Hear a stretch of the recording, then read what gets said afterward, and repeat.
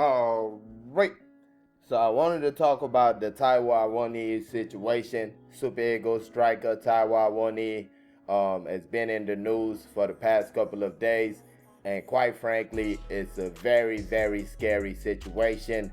You take a look at this right here from the Daily Mail. It says Nottingham Forest striker Taiwo Awoniyi in an induced coma after receiving intensive care after emergency surgery on abdominal injury, which could have been fatal.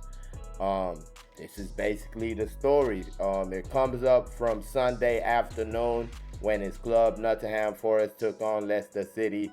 He came into the game at the 83-minute mark. It was 2-2, the score at that point in time when he came in.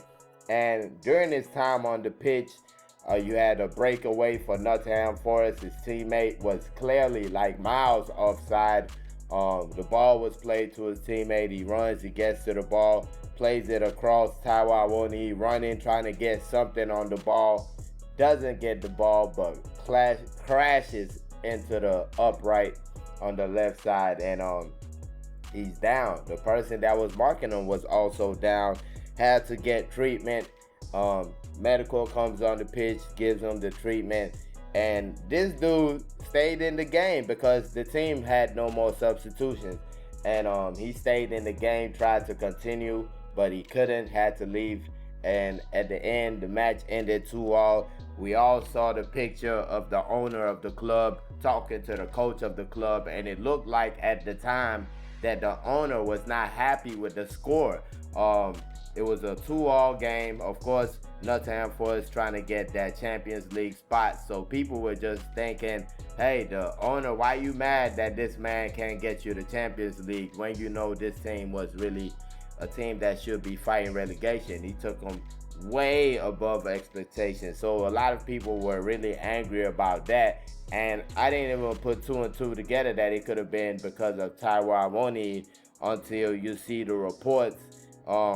First of all, I think Nottingham Forest put out a statement explaining that it was not the owner trying to get on the coach about the scoreline or the results or anything like that. He was more concerned about Taiwo Awoniyi and why the medical people had let him stay on the pitch and things like that. Now, of course, with the information we have right now, that seems like a pretty reasonable explanation as to why what went down.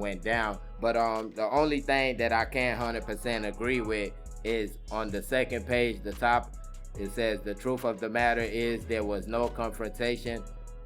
Come on now, we saw a confrontation. We saw the owner confront the coach. That's what we saw.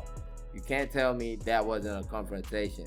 You can tell me that it died down. You can tell me that there was an understanding got to, but saying there was no confrontation when we clearly saw one, I don't kind of agree with that. Then you're saying the medical team, it's kind of throwing the medical team under the bus right here.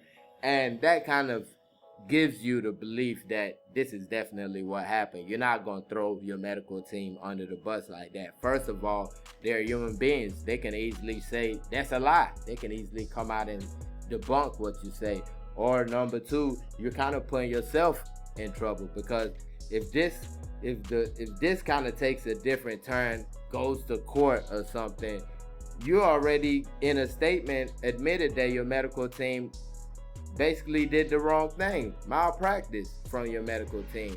So this is kind of putting you in a bad position. So I'm not going to think that they'll just do that to save face for their owner. I think this is truly what they believe, that the medical team was wrong in this situation, and it almost led to a player losing his life, which is real crazy right there. But at the same time, yes, the medical team might have gave him the go-ahead, but the man himself still had to get on the pitch. And I feel like people should not lose sight of that. The fact that this man was willing to get on the pitch, even though, of course, he didn't know, more than likely didn't know that his life was on the line right there, basically. But with the pain and everything, still went out there trying to help his team get into the Champions League, reach that collective goal. And that's just the guy Taiwo Awoniyi is. He's just that's Taiwo Awoniyi. That is the player that gives everything.